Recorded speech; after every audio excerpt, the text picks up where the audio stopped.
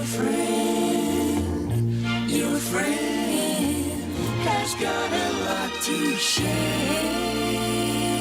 Hey, welcome to another edition of Radio Friends again. I'm Steve Parker. This is let's see if I get it right this time. It's the 5th of April. Yes, it's the 5th of April of 2024.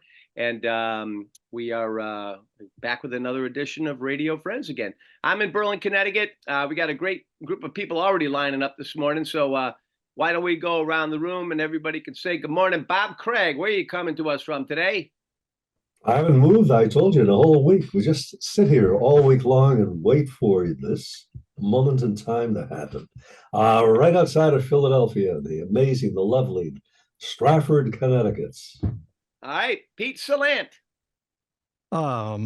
Pete Salant, that's me, Hey. isn't it? Yes, former program director and terrible disc jockey, and I am now a licensed clinical social worker in Virginia Beach, Virginia, where it is a beautiful day. All right, and Ron Pell's here. Ron Pell's coming to you from lovely Cheshire, Connecticut, where today it promises to be very sunny after some really, really bad rain last couple of days. And next week, spring is showing up. It's going to be in the 60s and 70s. So they're telling us. And Ted Dalek, who's back from Florida, right, Ted? That's correct. From Venice, Florida, just south of Sarasota and Tampa. And it is 74 degrees, beautiful day today. And the whole weekend is going to be great. And Bob Marks. Coming to you from gorgeous, beautiful paradise, Vero Beach, Florida, where you were with me and Dave just the other night. I'm sorry that you left us, but hey, you had to go home to Connecticut. Well, I'm sorry for that. I had to let the dogs out. Let's see, Dave Overson, speaking of Florida, is here. Hi, Dave. Hi, how are you? I'm here 45 minutes south of Vero Beach, where Bart Mazzarella lives, a.k.a. Bob Marks. And we did have a nice dinner with Steve and you, Bart, and a great time. I'm down in beautiful Port St. Lucie, Florida. And it's sunny, and it's in the mid-60s, getting warmer. Jim Harrington's here. Hi, Jim. Hey, Steve, how are you doing? Good, good. Where are you at today, Jim? I'm outside of Pittsburgh, Pennsylvania. I'm in a suburban town outside of Pittsburgh. John Landry's here. Yes, I am. I'm in the middle of Connecticut, called Middletown. That's right. It's cloudy. And there's Lee Gordon. Hey there, Steve. I'm also down in Florida in perfectly sunny 67-degree Boynton Beach, Florida. Tracy Carmen's here. Hi, Tracy. Good morning, everybody. From beautiful Long Meadow, Mass. I have, I actually call it Dub Central. A friend of mine, Mark, is in from the UK after spending last week down in Dallas with John and Jam. He's here with multiple tape decks, ripping through tons and tons of tapes that go back 50 years, transferred to the digital domain in the basement here. So having fun. The judge is here. Hi, Judge. Good morning. I'm at Mission Control here in Marlborough, Connecticut. All right. And it looks like, it's always great when you bring somebody new aboard. Gary James is here. Hi, Gary. Hey, Steve. How are you? Good. Where are you coming to us today, Gary? I am in beautiful Spring Hill, Florida, on the Gulf Coast, just west of Tampa. Everybody's in Florida. Okay. I think I went around the room. I'm double checking, triple checking. Who did I forget this time? Ta-da! Got it right.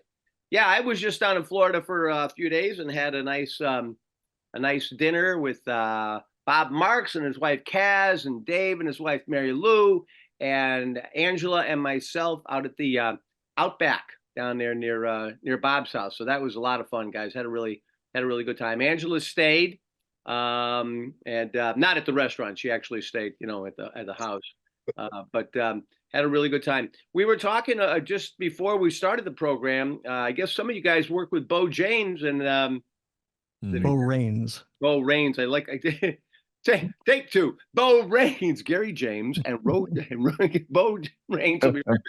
Oh yeah, with Bo, and unfortunately we lost Bo. I got a note from Jack Casey that we had lost Bo. So Pete, you said you worked with him for quite a while, right? Oh, good Lord. He was one of my first circle of radio friends, uh, um, along with Kurt Hansen, who was the guy who started Weeby 108. And gee, just before we went on, I got a call from Russ Oasis, because Russ was one of Bo's first friends. Bo was a board op for your dad at Yeah. WDRC in 1970.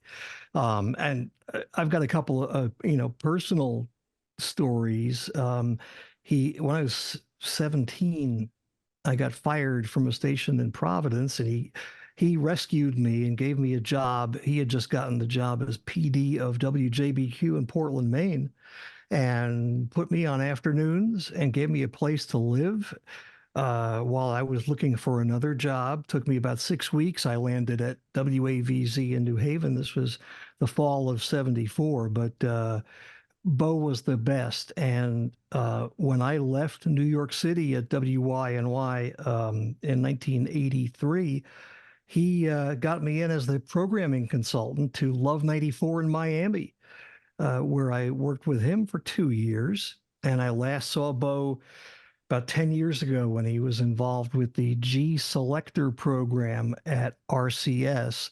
And most recently, he was at Emerson College working with Jack Casey at WERS. In the fundraising department. And he died from complications of dementia. It's a very different kind of dementias. It was Lewy body? Was it Lewy body? It was not Lewy body. No, it was. I wrote it. I think I wrote it down here somewhere. But anyway, it was very quick. And he. Yeah. Maybe 6 or 7 months, and he ended up in a rehab place, and that was that. He's Sad. gone. How old was he? He was 73. 74, 72. When Yeah. you mentioned Pete, he worked at DRC as a board op. That was the first summer I went to work at DRC. He just got his board op job, and so we were two young guys, knew what we were doing. Hartford was a strange town to both of us. He was a fun guy. We used to hang out, go to places, just kind of search the city to see where we were staying. And he was a genuinely nice guy, mild guy. He will forever, in my mind, be the young Bob Raines. Everyone calls him Bo, but he will forever be that young kid who liked to laugh and was a good guy to work with, and by the way, he had great skills as a board op. I mean, he ran a tight board. I think he worked, maybe I'm wrong. I want to think that he did some work board opping at RKO. He did. He did, Yes, yeah. he did. That's where he came from. Yeah. This was in the summer of '70 when he arrived at the Big D, and I remember, yes, everything you said, Jim, is true. He was a very, very big fan of J.J. Jeffrey, who he board op for at WRKO.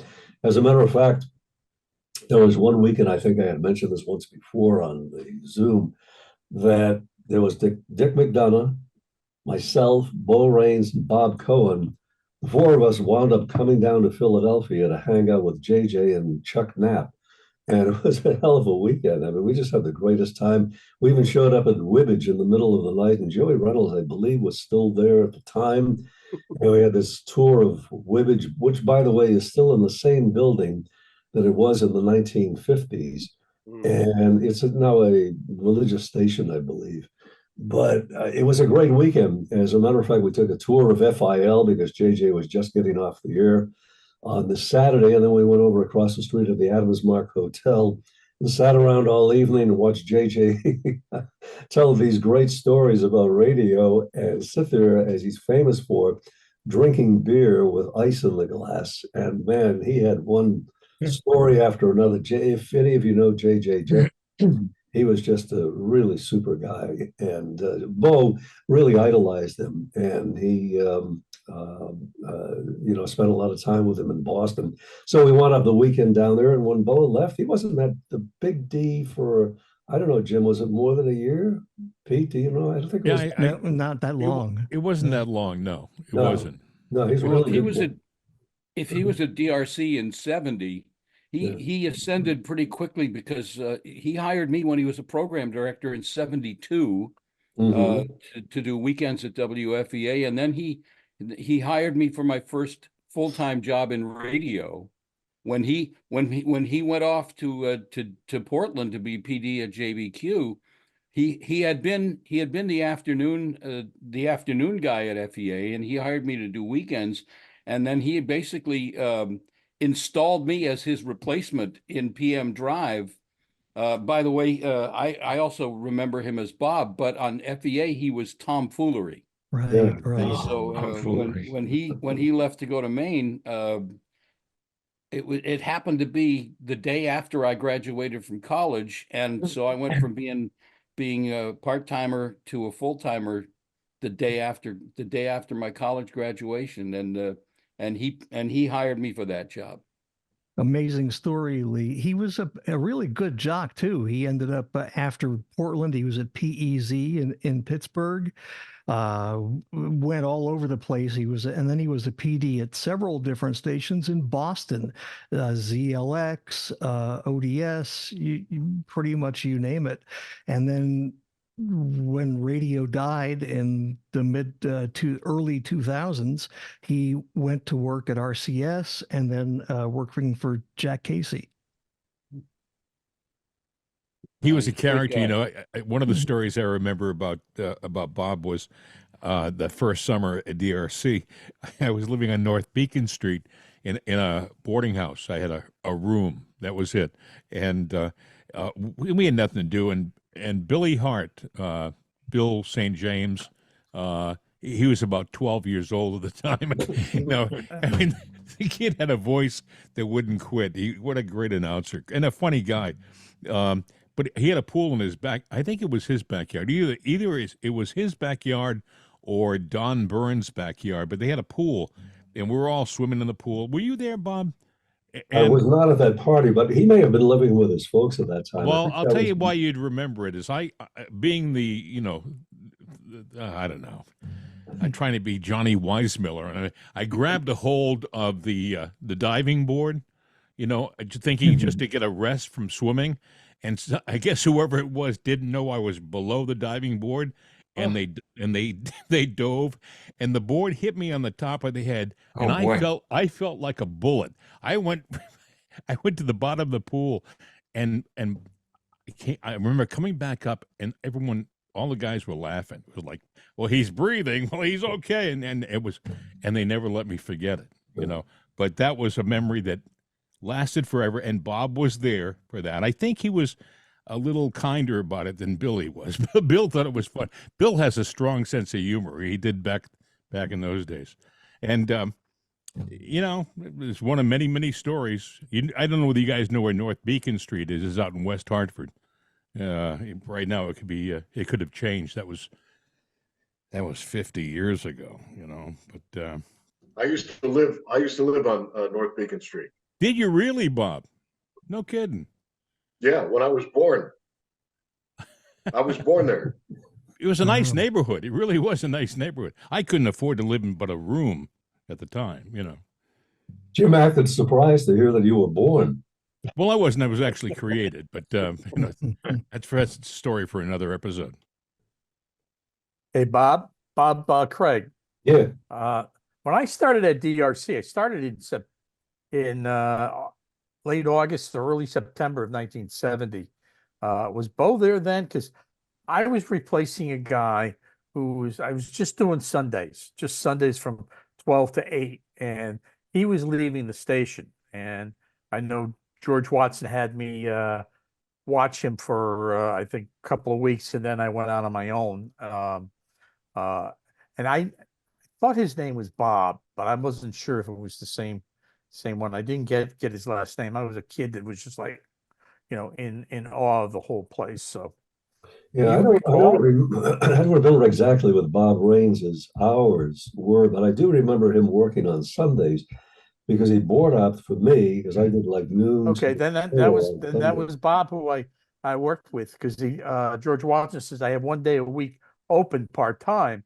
And I says, what time is it? He says from 12 noon to 8.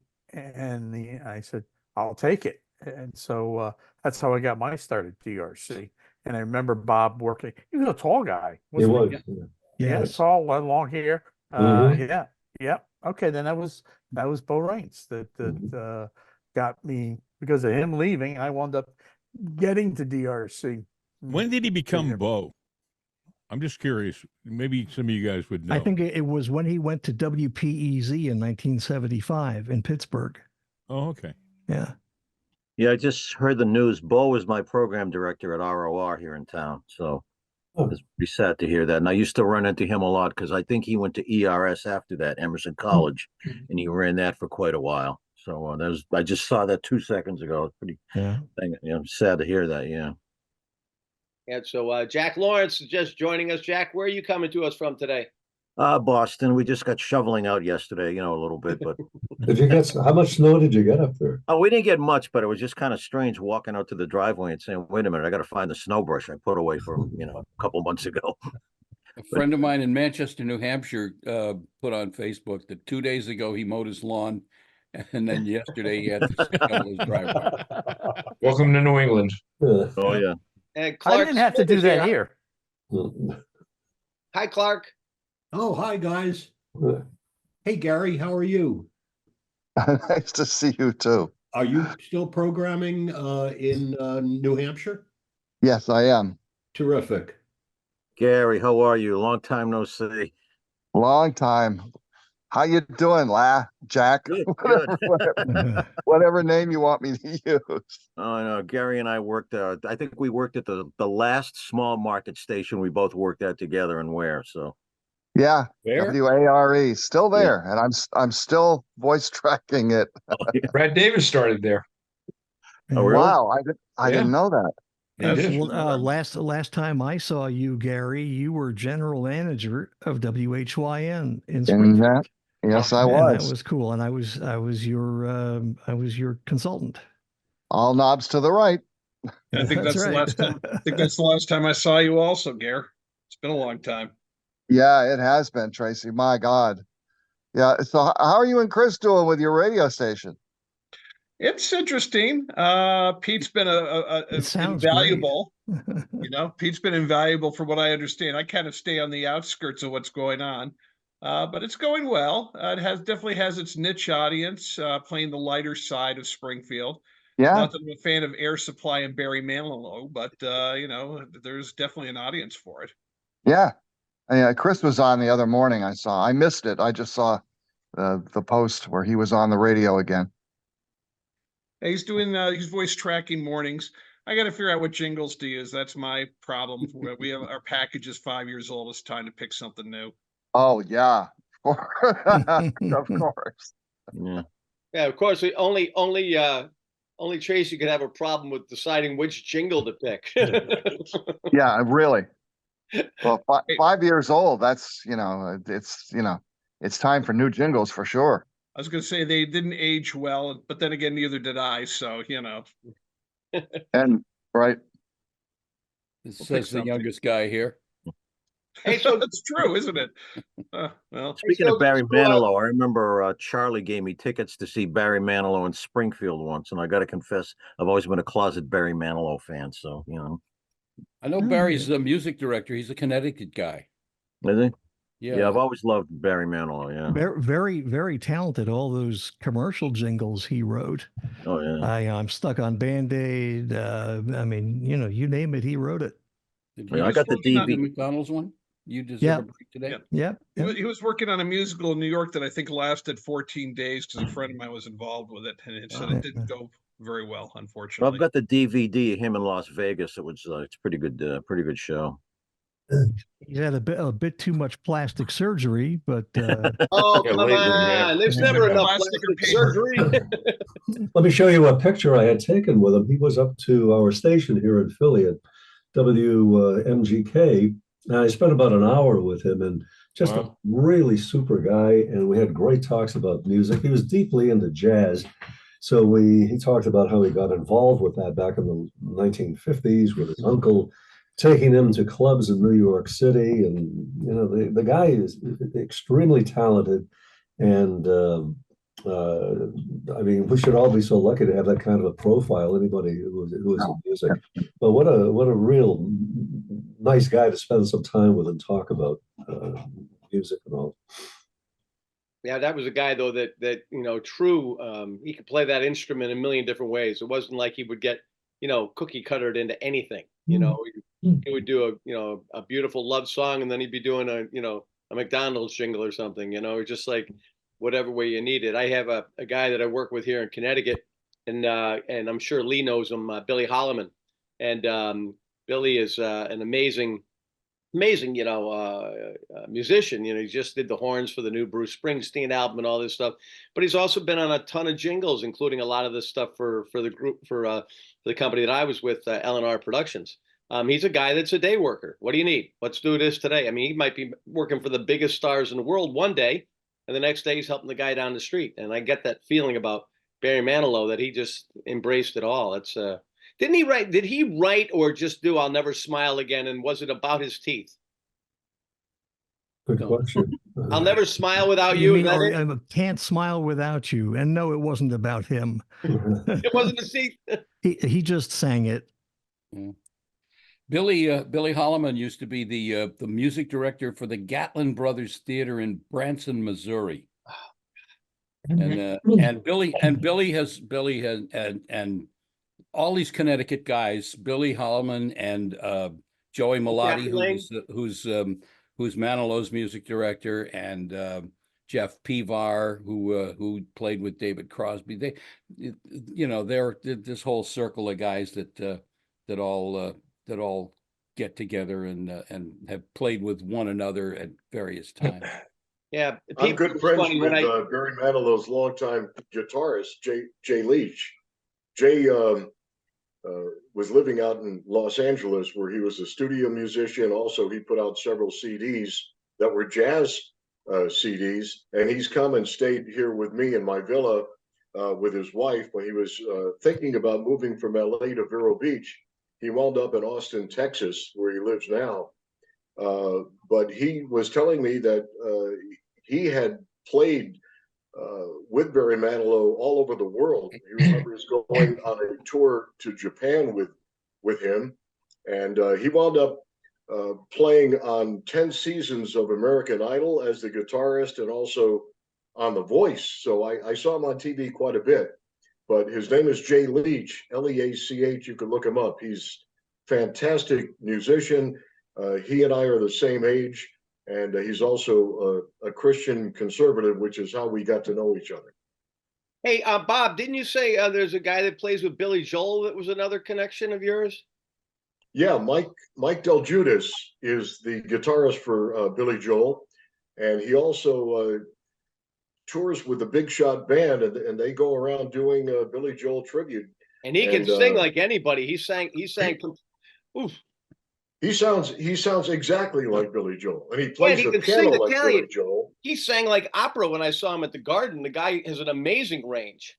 And you know who the manager is of Big Shot is Tom Cavalier, whose dad was Doc Cavalier, owner of the St. Bron Studios, which my band Detroit Soul recorded in 1967.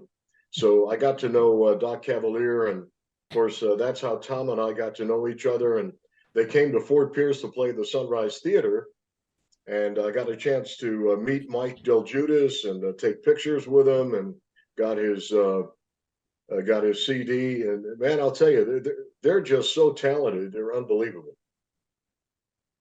Yeah, it's really it's really something to see that. There's a podcast that I found that's along the same spirit of what we do, and I found out that Pete Salant's been on there. I think Joe Cipriano's been on there. It's called Talk About Radio, and it's a really cool podcast. But it's cool, but it's one-to-one. I mean, it's great. And in fact, it's probably a great breeding ground to get some of the guys to be guests on here. But I will say though that right away they said that about this business is that it really is the 6 degrees of separation, and it's almost what this show is. And I think that's what makes it so fantastic. It was okay. I mean, listening to what they had to say, but it was almost limited because the other guy would mention all these other guys. And in what we do here, it's kind of cool because in many cases we're mentioning guys that maybe right here you guys have worked immediately with, and I think that's what's kind of cool about it. But yeah, a lot of stuff. I'm trying to think if I remember Bob Raines, and I'm sure I would if I saw him, I'd know him in a second because I was always a radio rat hanging around with you guys. But yeah, that was really what happened, Bob? Where'd you go? You left. Holy cow! I only started talking. Okay, that's right. I do talk too much. All right. Clark just left the room too. See, that's it. Parker starts. It's unbelievable. Yeah. Well, I mean, how old were you in 1970? You would have been like 12, right? No, I was 15. 15. 15? Yep. Okay. Yep. And it was, and I will say that, you guys were always terrific, as far as, making me feel like, oh, I never felt like, oh, I share Charlie Parker's kids again.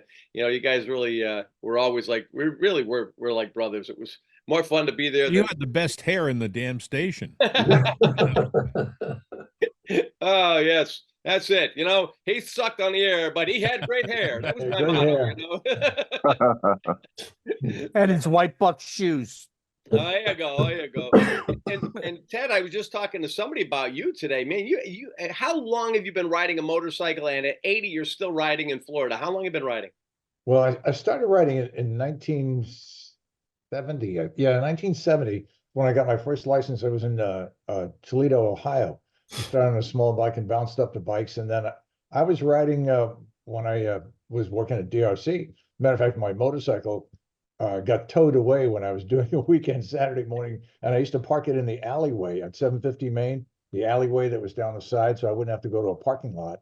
I always coming in late. So I went out and parked my motorcycle down there. I came back down after doing my shift and there was no bike there. And I called the police. I said, my bike has been stolen. They checked it out and said, no, it's been towed away. So I had to go claim it someplace and pick it up. But so I was riding then and all through the time until probably in mid 80s.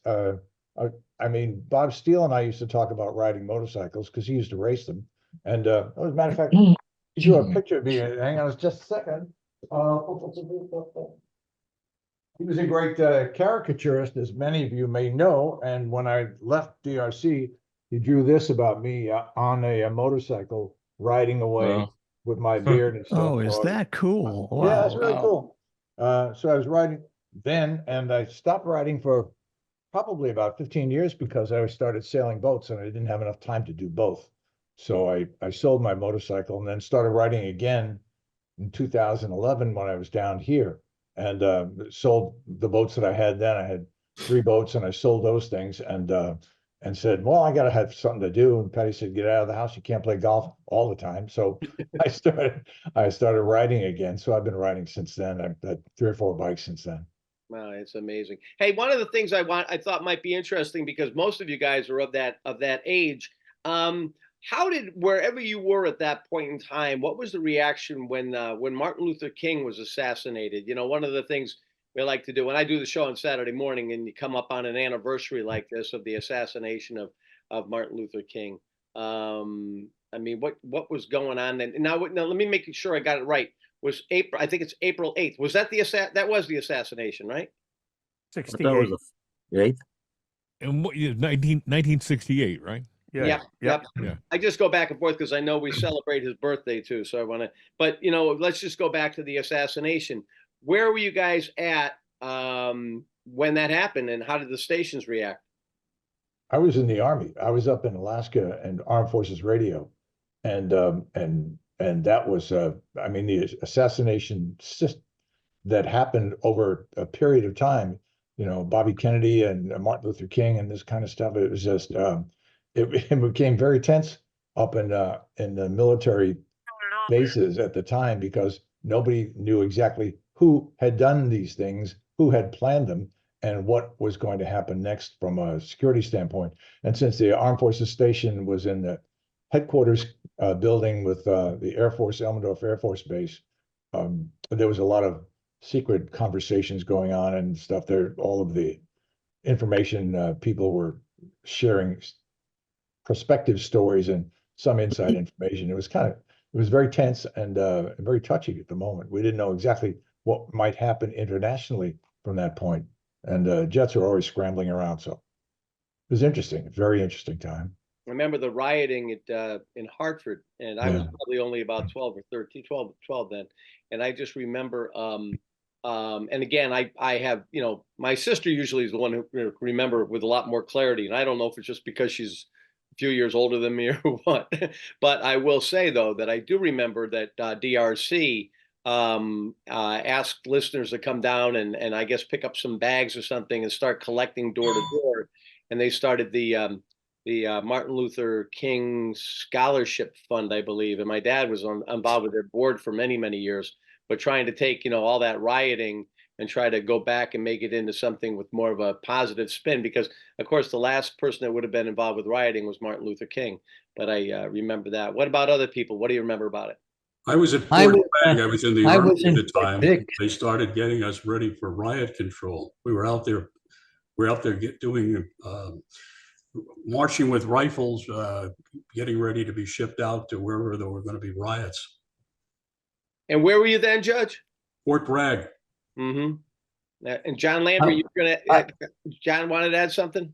Yeah, I was at Fort Dix at basic training, and I remember them telling us, if you're going to go out and protest, don't wear your uniform because you're going to be slaughtered out there. I mean, you really, really bad. So of course we didn't go, but it was, I think the riots were in Washington, D.C. and I was in Dix in New Jersey. So we kept it quiet, but that was quite an interesting thing because I think Bobby Kennedy was about the same time too. And I was down in Fort McClellan, Alabama at the time. Yeah, that was. Now, what about you, Clark? Were you involved in the business then, or were you go back to? What about you, Clark? I'm sorry, I was on a call. Involved with when the assassination of Martin Luther King happened. Oh gosh, no, I heard it in my bathroom in Hartford, Connecticut, on May Street. The light would go on and the radio would turn itself on. So I was being a DJ at WCCC at that point, and also building the University of Hartford station. I was at WICH at the time in Norwich, Connecticut. We really didn't do really radio, if I remember correctly, didn't play the same kind of role that they did when Kennedy got assassinated, which was, all hands on, and everybody really subdued their programming as such. But it was pretty much handled by all the news organizations and whatever we put on the air through news. But that was, really about it. As you know, because we've all pretty much were there at the time, it was a very turbulent time between what was going on in the world and the war and the music that was being heard and written about. So it was quite. I mean, to interrupt. Believe it or not, my house is shaking. I think we are having an earthquake here. I was just feeling something here myself. I heard. Funny, I felt something also. I just felt something. Oh my goodness! Yeah, my lights are flickering. My chair is shaking. I just moved my chair, guys. This is it. This is it. This is the last big one. day on Earth. Here it is. No, that's a big one, Elizabeth. Everybody good with God. That's the eclipse on Monday, Bob. That's the eclipse on Monday. Going to Maine to see the eclipse. Feel that? Yeah, see? You felt it downstairs? Felt it downstairs, yeah. Gentlemen, Mark Jones from the UK. Hi, Mark. Hi, Mark. Hi, Mark. Hey, Mark. Mark, how you doing? Yeah, he's downstairs dubbing away at old jingle reels. Anyway, yeah, okay, so it's everywhere because, like I said, the house just shook, and wow. And mine did too. I felt a little bit. Yeah, I didn't feel anything. Yeah, we got a rumble over here that lasted about 5 or 6 seconds. Yeah, same Well, here. this is Philly, so it's pretty much the Northeast, as we know. Yeah, when my chandelier starts shaking, it kind of gives it away, and the chair was rocking too. So, not the van, but the chair. In Alaska, they used to hang pencils from strings in doorways and on shelves. And when the pencils started to move, you knew you were having an earthquake, and everybody then takes cover right away, finds a place to hide on something in a doorway or under desks and stuff like that. It Yeah, was, they had a brutal one there back in 1964, right? yeah, I got there in '66, and it was still the destruction was still around. Whole sections of the town had collapsed, like dropped like 40 feet, 50 feet, and they were just it was really a nasty mess. And there were a whole bunch of just before I left, as a matter of fact, in '69, I just had a baby up there, and my son and stuff, and I'm about ready to leave in February of 1969, and I woke up in the middle of the night, and the bed was shaking and everything was moving.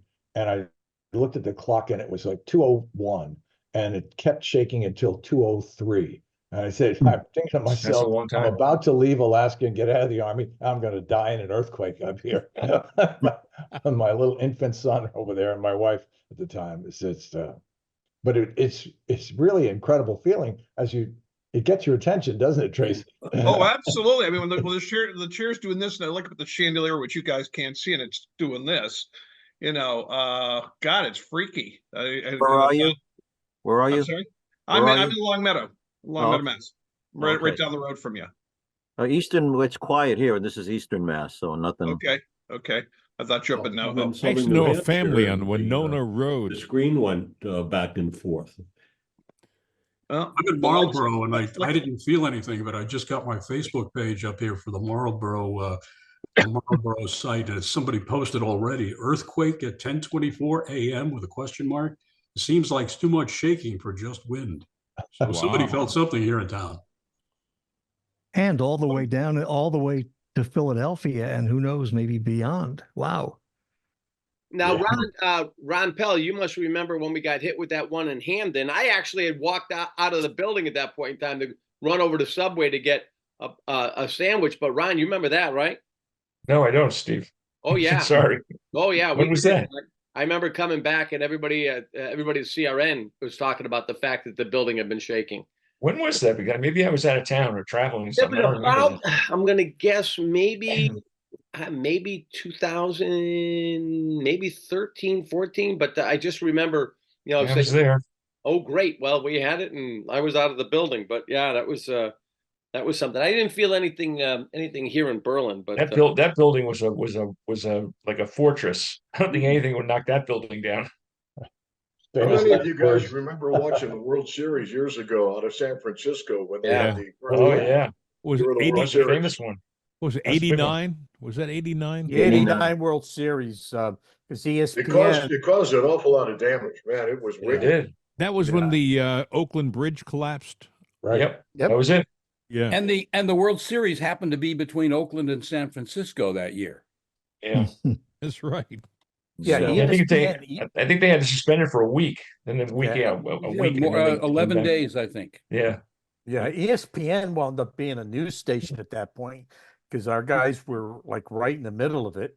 And I know Bob Lee was reporting news stories, and sports just totally stopped at ESPN, and we became a news story for ABC, and it was crazy. It really was. I remember being at CSB in Stratford, and Tom Peterson and I were upstairs in the classroom, and all of a sudden I thought a truck had just gone by, but I really felt the building shake. And Tom looked at me, and Tom has been in an earthquake before, and he says, "We got to get out of here." I says, "Why?" "That was an earthquake."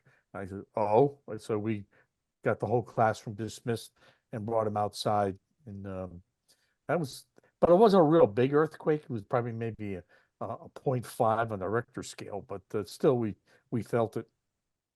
Wow. Now we had Gary James. Gary, as far as I know, Gary, this is the first time you've come on with us. So give us an idea, Gary, what you've been up to all these years. Well, after I got out of prison, they let you out? Yeah, well, good behavior. They said, "Oh, you were in radio, you can go." Well, what I've been doing? Well, I was the GM of WHYN in Springfield, and I was, where else was I? The memory fades after a while, I was up in New Hampshire for quite a while, WKNE, and then I was at the Bay in New Hampshire, and WMEX, which I started with Dennis Jackson at 106.5. And I still have those call letters on an LPFM in Rochester, New Hampshire. It's an oldie station, surprise, surprise. And I'm doing voice work for WARE and for obviously my own WMEX and WGAM and WGHM in Manchester and Nashua. So I'm busy. No, GHM is Pete's old station when it was is that WKBR. 1250 a.m.? Yeah, 1250 and the 900. Yeah. And we reduced the power on the 1250. I went to a single stick, and we have a FM translator now. And we had 5 towers when I worked there in 73, and you couldn't pick it up at the studio at night. You had to listen off program. That's right. Yeah. And Kurt Jackson took 4 of those towers down for us a couple of years ago. Cool. Yep.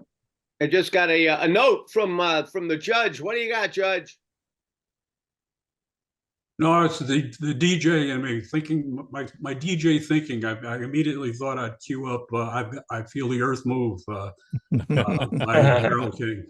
Well, I must be oblivious myself because I just got a text from a friend of mine that lives 5 minutes away, and she said, "Did you feel the earthquake?" And I just mentioned the Zoom call where I was on and where you guys are feeling it. And I'm like, I didn't feel anything here, so maybe I'm oblivious, or I don't know.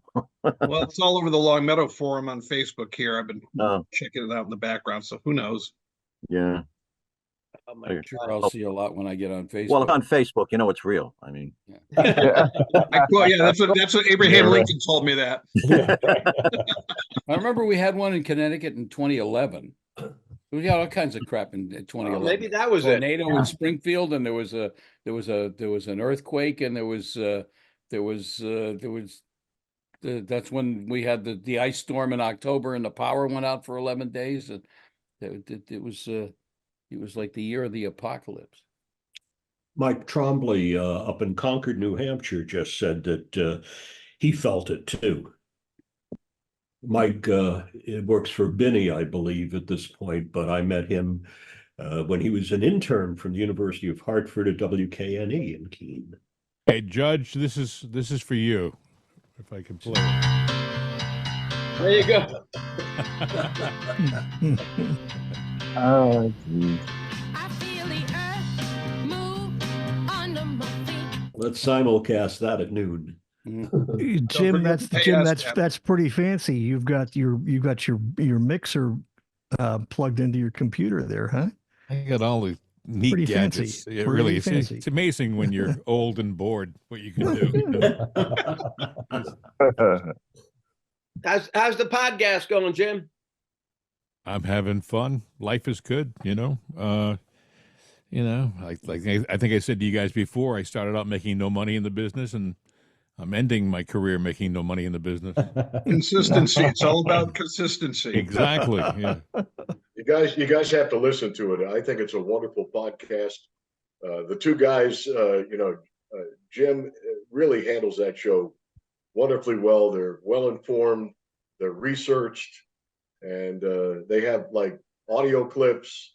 It's fun to listen to. Especially if you're a conservative, okay? If you're a liberal, you may not want to tune in. If you're a liberal, it'll drive you nuts. So don't do it. Don't listen. Let's keep our friendships, you know? Yeah. We can always agree to disagree, you know? Absolutely. Yep. Hey, I have family members who disagree, so, you know? Oh, I like getting unfriended on Facebook. That's my badge of honor. If I mention Trump, I lose 20 friends. I'm trying to figure out what the problem is. I know the feeling. I've lost family members for that. Oh, I know. People make a big deal of it too. It's like, I'm unfriending you. I'm like, all right, see ya. Goodbye. Yeah. Why bother announcing it? Just go. Yeah, it's not the airport. You don't have to announce your departure. Oh, no, they get a departure. You can't go on Facebook without letting everybody know what you think, you know? I put up a comment. I said, I made a comment about Trump. I said, of course, I'm going to lose a bunch of people. And this guy's last name was Gary, is the nephew of Robert Clary from Hogan's Heroes, yeah. he made a point. I said, I'm going to lose friends over this. He says, you've just lost me. Poof. And I just started laughing about it. I thought it was hysterical. Yeah, that's crazy. You know what's amazing about podcasting, though, is how they have miniaturized so many different things that used to take up so much space. I mean, back in '87, I used to have this Ramsa board in my studio. It was a WR812 or something like that. It was a big board. And now what I have that fits, it's about 14 inches wide. It does 10 times what the other board did, you know? I mean, it is, and doing what we're doing right now, the idea of doing a Zoom call. I mean, this was not too long ago, this would have cost me hundreds of dollars with an ISDN line. Yeah. And Hey, it here's wouldn't have a concern. Moderate tremor of magnitude 4.4 just reported 27 miles northeast of Paradise, California, 5 minutes ago. Butte County, California was reported only 5 minutes ago by the United States Geological Survey, considered the key international agency that monitors seismic activity in the U.S. The earthquake occurred at a very shallow depth of 5.6 miles beneath the epicenter early. That was early evening. So there's already activity that was like last night too. So that's kind of there were 44 earthquakes that the USGS has monitored in the last 24 hours. So they Wow. happen all the time, and certainly that one in California has nothing to do with the one you guys felt, because and it was probably they only monitor the ones 2.5 on the Richter scale and higher. So it's possible it could have been a 2 or lower, because the numbers are not linear. They a 2 on the Richter, a 3 on the Richter scale is double a 2, and a 4 is double a 3. So it it's like decibels. Yeah. Well, it's an exponential increase. So You're the right. ones It increases exponentially when you go up the charts. And they've changed the scale a little bit too. They increased the number on some of the scales because they found that they like hurricane things. They turned into a force that now there'll be force 6 hurricanes coming up instead of force 5 used to be the top. They're going to go to 6 because so many of the storms are over 200-mile-an-hour winds and or approaching that, and so they have to increase that scale. And they did the same with earthquakes a few years ago, and because the one that devastated Anchorage was at 8.4 at the time, and they increased that now to, like they said, they in reevaluating on the new scale, it'd be like a 9.7. So it was just really devastating. But the fact that they're happening all over, as you point out, that 40 of them in the last 24 or whatever hours, it's just the Russians are probably doing it, I think, so along with the Havana syndrome, right? Let's get that on Facebook. It could be associated with the Earth and the moon and the sun all lining up. The gravitational effects on the Earth could be inducing some earthquakes. That's a good thought. Yeah. Are you a disc jockey, John? No, he's a scientist. Yeah, so listen, I just got a little notice on the screen here from the USGS reporting a 4.8 earthquake struck near Lebanon, New Jersey, just before 10:30 a.m. The former Lebanon, New Jersey. I'm just seeing a 4.8 earthquake in Tewksbury, New Jersey, which looks like in the central area at 10:24. 10:24 is what everybody's saying. Yeah. So that was more than one that we felt, I think. Yeah, that's it. That would be the one. 4.8. That's not. Let's find out what's Sirius and Spotify and all those other radio. Oh yeah, tell you what right it is. on it. I can tell you what it is. I just farted. Oh God. Oh, no, you're right. I can smell it on from the air here. after that. I'm not an expert, but I did stay at a Holiday Inn last night. See, it never changes even after all these years. That's the one thing about everybody getting back together. Yes, and a moment of silence for Jim English. Oh my God! What happened to him, Steve? Is he still around? What's up with the Crow? I remember we used to call him. It's weird. When we were putting together the when we're putting together the 100 for DRC, we did track him down somehow, and I got him on the phone, and his wife answered. I mean, I was hysterical when a few years ago when he called me up and he told me he was getting married. He says, "Are you sitting down?" He says, "It just took me this long to find her," and I think he married like his dental assistant or something. But she answered the phone, and it was almost like she never knew anything about his radio career. This guy on the phone talking about radio, like, oh, no wonder he was able to get married to her. He spent 30 years at the Aetna after radio, didn't he? Yeah, he was part. One of the things that he enjoyed too was not only his regular job, but he loved the fact that he was part of the move crew. And what they did was from midnight on, they moved people around in the building, whether one department to another department, or building up. Whether they knew it or not. Yeah, right. Crow. He showed up at the reunion, the 35th reunion in 1995. I remember him coming to the little party that we had up by the airport, the hotel. Yeah.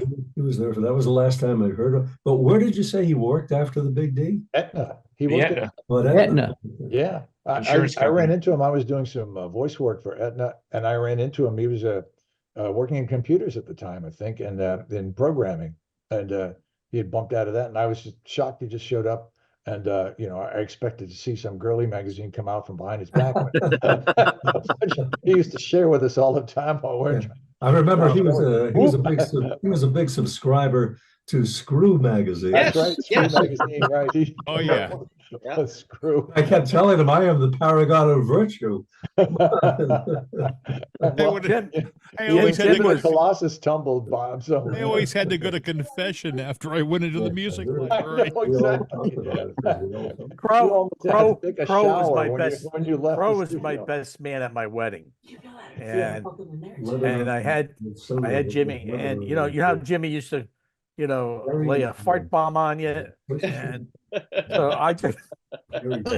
So anyways, I had gas or what. So I stayed at Jim's apartment the night before my wedding, and I was terrible. So I wound up going into his room, and I knocked on the door. I says, "You wake?" And he goes, "Yeah." So I just stood there for a couple of minutes, dropped a few, and then shut the door. Yeah. And all you heard was, But I remember he'd be sitting there, "Hey, Dave, come over here." And I'd walk away, and then he'd stand there, he'd stare at you, and then you go, "Oh, Jesus, Jim." And pull my finger. I did get even with him. He didn't get too pissed because of all the times he did it with me, but boy, was he was not a happy camper that night. You always had the rep for having a great ear too. I remember that. What was that? He always had the rep for having a great ear, knowing what to pick out to play. Oh yeah, yep. Yeah, especially on the FM. We used to get like 3 album tracks per hour that he would pick out that we had to put in certain spots. When we were kind of like doing like top 40, like album rock on the FM side, and he always had he knew his music. You got to give him credit for that. I guess it also depended a lot on the persuasiveness of the record promotion people. Yeah. Oh yeah. Irv was his man. Yeah. Oh yeah. You want a free VCR? Oh yeah. Hey, Ron Pell, how many years did we leave the D103 call letters up on the side of the building? Yeah, forever. I think it's still there. Why did Jim English leave DRC? Did Corson fire him, or did he just say, "I've had enough of Corson, I'm getting out of here"? No, they let him go. They did, because Corson always would say, "What do we need a music librarian for? What do we need this for?" Yeah, right away, he knows his music. He got Bertha out there as soon as he could because he didn't like the way Bertha looked, and she was known all over the country she was a genius, but he got rid of her. But his whole thing was just like ways to save money, and whether it hurt the station or not. And I always wondered, like, why did Jim English leave? And I remembered, yeah, of course. Yeah. Well, that was the whole thing. That was part of the thing with you too, Dave, wasn't it? Like, and Dave Nagel to do like 3 different jobs. Yeah, well, they had when they let me go, 2 weeks later they let Jim go, and I said, okay, now I know what's going on. And then I think they let Hickox go, And then I think about 4 months, they let your father go. Well, when he was sick, they let him go. Or they retired when him. when he was sick. Can you imagine that? That's Oh yeah, hey, believe What me, heart? guys. What a bunch of heart that is, huh? yeah. Well, we you could know, do when I we was- could do chapter and verse on how Charlie Parker was virtually murdered by Rick Buckley and Dick Corson. Yep. Unbelievable. Oh yeah. They just Corson used to. It was sad how he treated Charlie. It was just terrible. Hey, They should listen, have I named the came- building after Charlie, you know, for For all sure. he did. Oh yeah. Yeah, I came Yeah. back into one day after visiting my father at the ICU, and you know, I mean, Corson and Buckley would always ask me what was going on. He spent 5 weeks in the intensive care unit, and at one point, I just said, you know, all I could tell him was that he's hanging in. That's really all there was to say. And one day, I came back into the from being on the road, and I walked into the kitchen, and I read about my dad's. I don't know if they said it was resignation or retirement. I read about it in a memo up on top of the cabinet. And I had the opportunity to go back and tell my dad while he was in the intensive care unit Yeah. about the parting of the ways. But that was how he found out about it. But that's just how those guys work. You got to keep moving forward. And then I got the note that could I clean up my dad's door because Kenny was moving into the office, and I should have taken the damn door right off the hinges. But yeah, that would have been my favorite. But You yeah, got the desk. Steve, I You thought have the they should desk, have don't you? changed the call I letters. have the desk. Yes, the amount of money it's cost me to store that desk, I could have built 16 garages. And Ron Pell always reminds me, I loved your dad. I always tell Steve, you don't need 3 storage units, Steve. You don't need 2. You don't need 1. Get rid of some junk. But the desk, I say you have to keep. That's something you got to Yeah. keep. Well, the whole Yeah. thing You should have is, I mean, changed the call letters, Steve, to WCPR, there you Charlie go. Parker Radio. And that would have been appropriate too for everything he went through with his heart. You know, if you got 3 storage units, you just give all the stuff to Tracy. Yeah,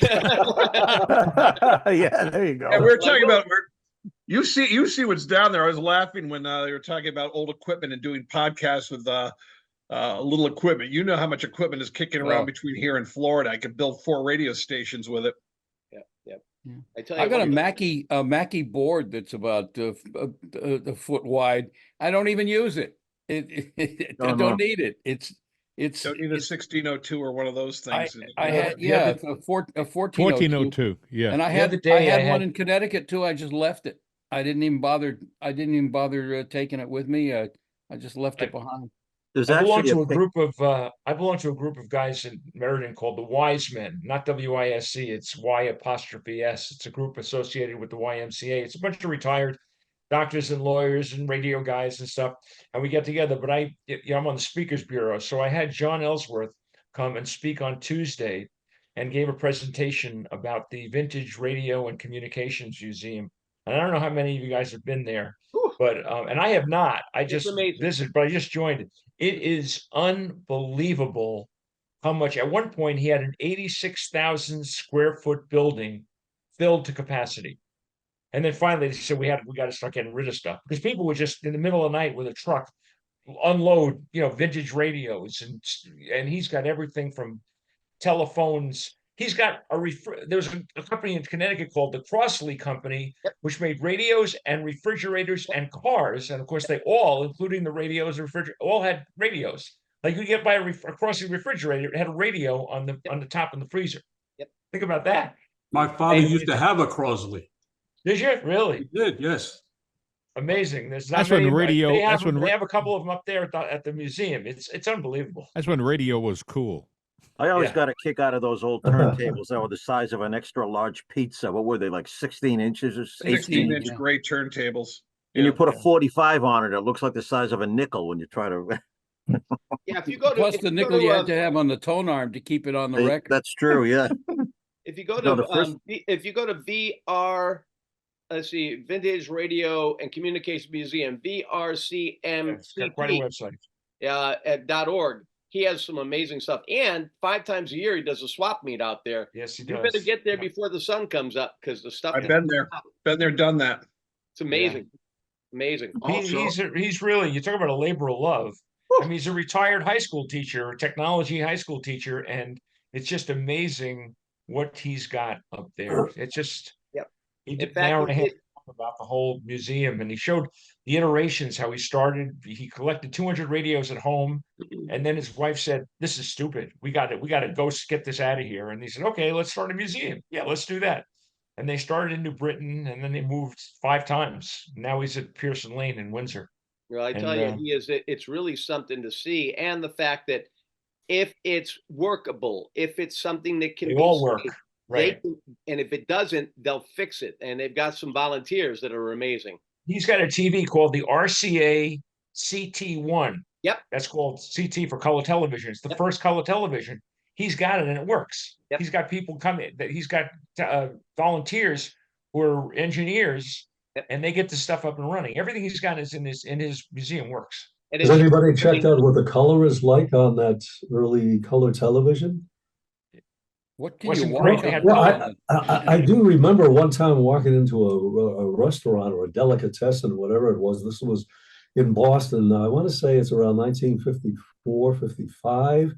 And the pinks were like blues and the reds were like orange, and the colors were extremely way off. So I was wondering if you got that thing up and working, what the colors would be like if you were to, A/B between color TV today and the original color television set. The original color TV, according to him, was the TV, a black and white TV, would come in something called a color chart.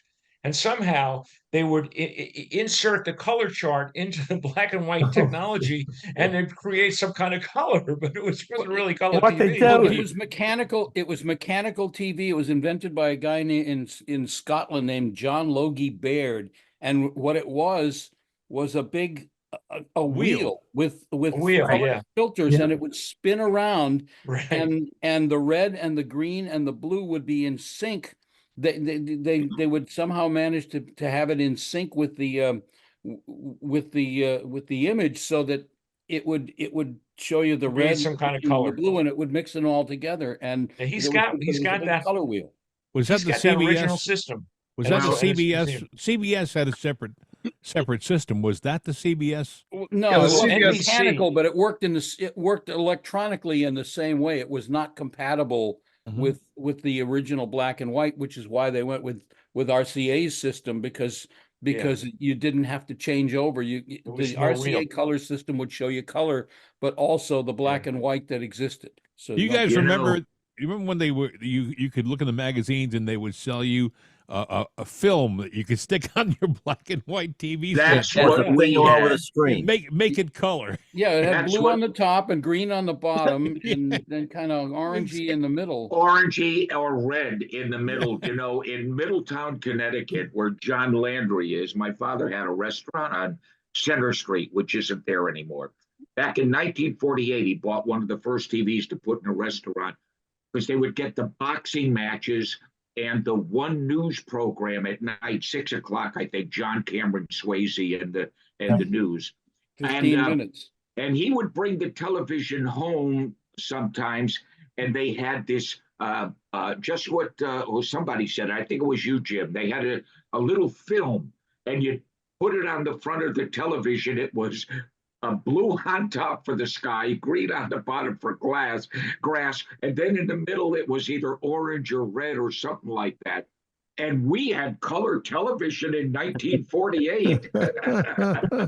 I suppose that's better than having like Rinky Dink and you were used to draw. Really. Sharpie. Winky Dink. And if you didn't have the screen, and the kids would just would play if with you crayon on crayons the TV, you were in TV. I did that once, and my mother beat the shit out of me. What are you doing? My grandfather and my dad had a furniture store in the early 1950s, and they sold Emerson TVs. So we had a TV in the house relatively early, and I remember this is back when when they didn't sign on until late afternoon, and the first show that would come on was Howdy Doody. Oh, I remember that. And I would sit in front of that TV with the test pattern that had Howdy Doody space in the middle of the test pattern at 4:15, watching that test pattern for 15 minutes, waiting till 4:30 when the Howdy Doody show came on, and then Pinky Lee came on after that. Pinky Lee. What time is it? Well, every day at It's around, Howdy Doody time. he's I gone. was on Howdy Doody twice. So every day I around was in the 4:15, peanut gallery Lee Gordon, 5 could, times. Lee Gordon could be seen every day at 4:15 to this very day, sitting in front of a TV, waiting was for on Howdy Doody to come on. That's it. Who was on Howdy Doody? Oh God! I was. Dave. So you were in the peanut gallery, Dave. I was Peanut in the gallery. peanut gallery in the mid-50s and went down to with my cousins and my mother and my aunt, and we walked all around RCA, 30 Rock, and that's how I got in. That's how I got interested in broadcasting. Dave, did you meet Princess Summer, Fall, Winter, Spring? Yes, I loved her. Yeah, but hey, but Dave, did you get your when she picture? got pregnant. By Phineas T. Bluster. Rumor is it was by Phineas T. Bluster. Phineas T. Bluster. How about Clarabelle, Dave? Did you get your picture with Clarabelle? No, I didn't get the picture. And with how about Chief Clarabelle. Thunder Thud? Yeah. Thunder Thud, yeah. How do you And guys Dilly remember Dally. Don't all forget this? Dilly Dally. Dilly Dally. Yeah, one of the things that I worked with a couple of guys at ESPN that used to work at NBC. These guys were engineers back in the 50s. And I remember walking into the studio. It wasn't a very big studio, but all these colors was just like unbelievable. And I was talking with them, and Bob Strube was his name. And he said, yeah, he says, they would use the Howdy Doody show to experiment with color, because they were the ones who were working on color in the mid-50s. And the Howdy Doody studio was their primary subject that they used because of all the color they had with the balloons and everything else. Somebody mentioned Clarabelle. Do you remember who Clarabelle actually was? Yeah. Captain Kangaroo, Bob Keeshan. Yeah. Bob Keeshan, Captain Kangaroo. That's He right. was only on there for a while. He was only on was there replaced. for a while. Then he left, and then he got another guy in there. I don't know. When Who you of went course- to 30 Rock to see the show, in the lobby, they would have a color TV being demonstrated back then. And I remember being very shocked the day I sat in the peanut gallery and Cornelius J. Cobb lit up a real pipe. Corny Cobb. Cornelius J. Then, of Cobb. course, Hey, you Buffalo guys- Bob owned a station in Portland, Maine. He did, yeah. Yeah. Wasn't he a jock or something? Smith. He was in Buffalo, New York, I think. as a Yeah, that's how DJ. we got the name, Buffalo Bob. Yeah. Bob. But Yeah, what was but- was NBC the first network to go color? Yes. Yes. Totally? Yes. Bonanza was the first network show that was regularly on in color in 1969. Yeah. Brought to In you fact, in living 55, color. wasn't it? Yeah. In fact, Walt Disney was on ABC, and he always wanted to be his shows in color. He shot his shows, even though they were broadcast in black and white. He always shot them in color, figuring someday they'll have color. Yep. And so finally, when his contract was ready to go out, he said, "You guys working on color?" He said, "Well, we're dabbling with it." And NBC was really working seriously on it. Yep. That's why he went Yeah. over to NBC and Disney's Wonderful World of Color, because Disney finally came out with the color TV, and they had the color cameras. And The such. following program is brought to you in living color on NBC. Yeah. You remember when Channel 30? Hey, Channel why was Phineas T. Bluster always pissed off? Because Wouldn't you be if you had a name like that? Constipation, probably. do you remember when NBC and Howie Rye was the promo director, billed itself as Connecticut's most colorful television station? It had one color camera. Unbelievable. Hey, Chuck Martin, where you? Yes. All the way from California today, or what? Rainy, soggy California. We have so much rain out here, we don't know what to do. When somebody tells you that there's a drought in California, call them a liar. I can't even use a car to get around town. I need a rowboat. Hey, Does that Chuck, apply to Albert Hammond? Yeah, right. We proved him wrong. You know, Hey, the first. Go ahead, Chuck, Jim. you missed the earthquake we just had here, right? Oh, you had an earthquake. Yeah. 4.8. Wow, that's unusual for you guys. Yeah. 4.8 is just practice for us out here. Hey, It's a starter kit. Hey Chuck, only because, and I don't know if you had any work with him at all, but we had mentioned at the top of the show that Bo Raines had passed away. Did you? Did you? You know, I just got a text on that from Russ Oasis, and you know, a couple years ago we were all together up in Martha's Vineyard, and yeah, sad. Well, he's been, from my understanding, he's been on the way out for a while now, you know, and he was a little touch of dementia and everything. I heard that. That was so sad, you know. He really liked your father, Steve. He was a board op. Everybody knows that. So, but what, you know? Hey, listen, I look in the obituary every day to see if my name is there. Well, that, you know, for you guys that you probably, most of you know, but you know, that's how my dad started at the station, was an engineer. He was a Navy radio man, so that's how he got hired on the spot back in World War II. And the woman that ended up letting him in the station became my mom. And thanks to a great production guy that was here in Connecticut, Doug Clark. He was able to take an acetate of my mom and dad announcing their engagement on DRC in the 40s and make it, clean it up enough so I could actually hear their voices. But yeah, that's why, you know, my dad was always particular about the sound, and that wasn't just because he was obsessed with it. He was, in a way, because he knew, you know, he knew a lot about that. So it wasn't just some guy, you know, calling those shots. But yeah. Steve, I heard a story about your dad, how they used to record the Brooklyn Dodger games on transcripts with 3 innings at a time. And he played the first 3 innings. Yep. He played the second 3 innings, and I think he was coming down with the third 3. Yeah. And he broke it or something. It fell, That's and he true. just played the first 3 innings. Yep. Yep. He used to tell us that, and I think, you know, and he really did. He loved to be able to, when they signed the station off, I believe, he was able to go in there and he took off his shoes and he would tiptoe across the floor to key the mic and basically, you know, end the program day.